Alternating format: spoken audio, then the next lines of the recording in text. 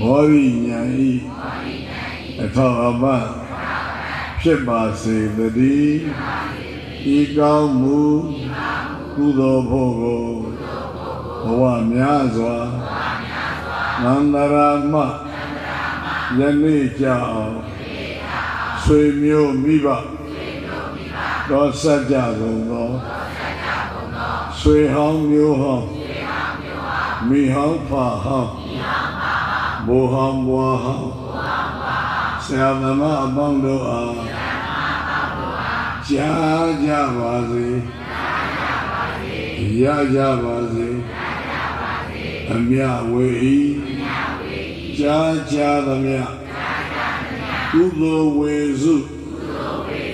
အရာယူ၍အမြယူ၍ကြသည်ဖြစ်ပါစေသော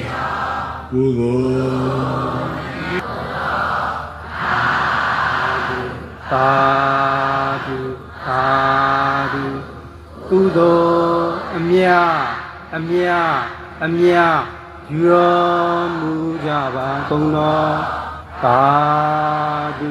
သာဓုသာဓုကုသိုလ်အမြတ်သာဓုသာဓု